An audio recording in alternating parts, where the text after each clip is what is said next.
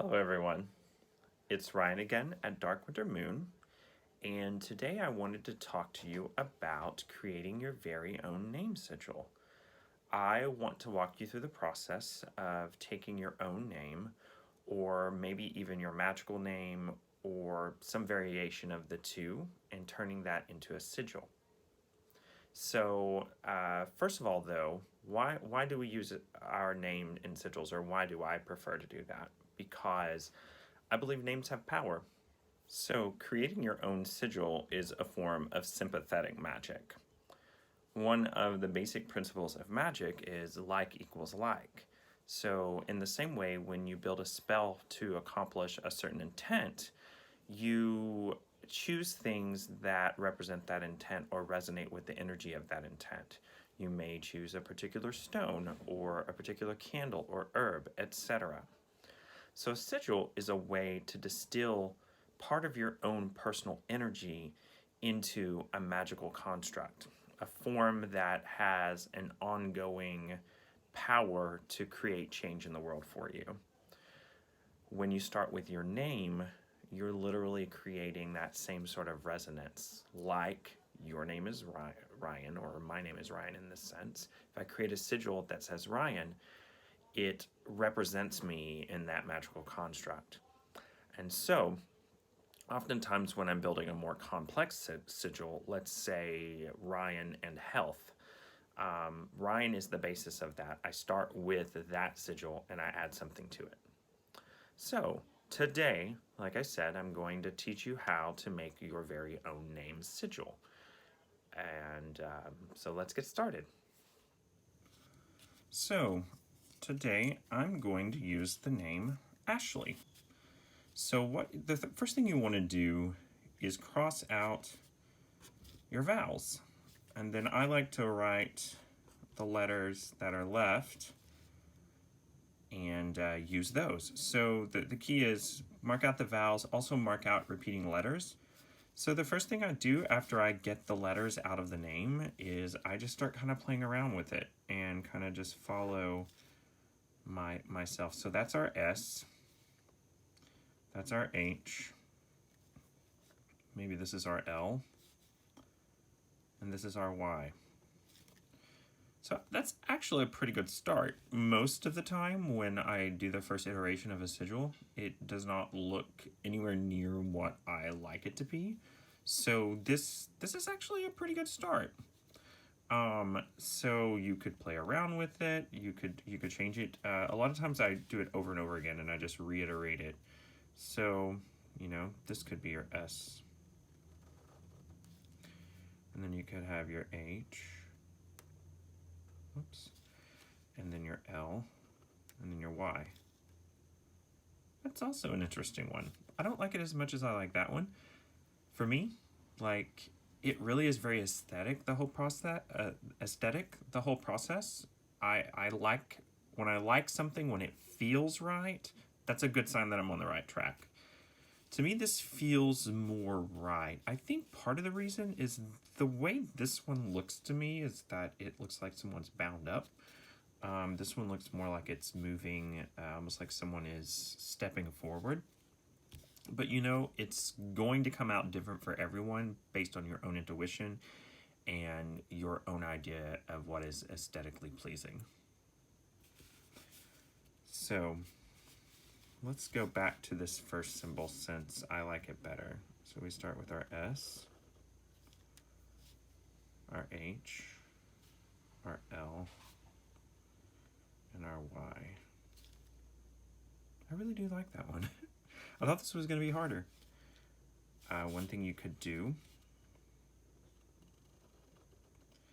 is do S, H, L, Y. One thing you could do is shorten your S.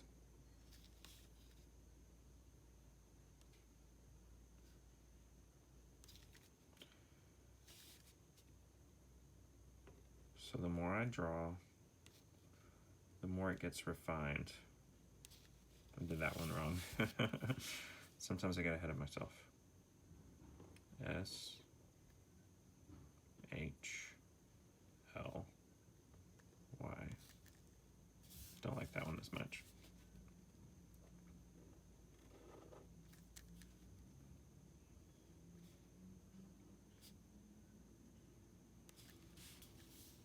All right.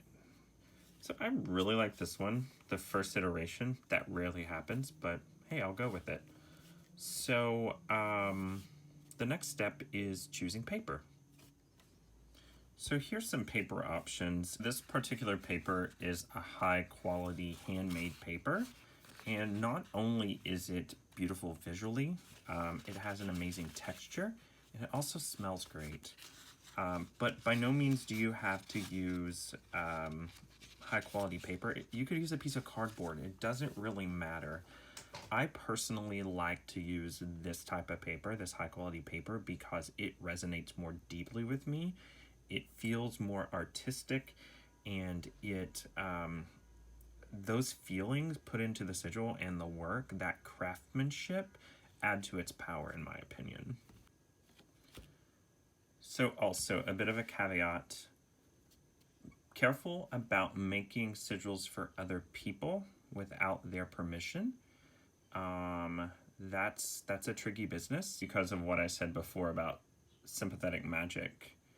Because when you create a sigil for yourself, you're taking some of your personal energy. You would, in theory, be taking personal energy from the person that you're making the sigil for, in a sense.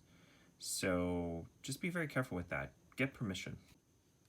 So for our purposes now, I'm going to do a smaller version of the sigil. So I've chosen a scrap of this lovely paper, one of my favorites. I need to find more of this. I think this is the last piece.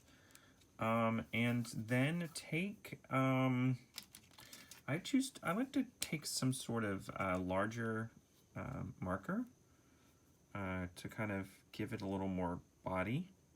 So we do our S, we do our H, our L, and our Y. So, there it is. So you can do a lot with this. You can expound upon it, you can expand it. It doesn't even have to be on paper. You could carve it in wood or stone, depending on what your skill level is. You can make jewelry. The sky's the limit. Whatever your preferred medium. I'm very much a paper type person, crafty like that. So I go with that. But yeah, the color of ink you choose, how that resonates with you is important. It's another part of that sympathetic magic that I was talking about.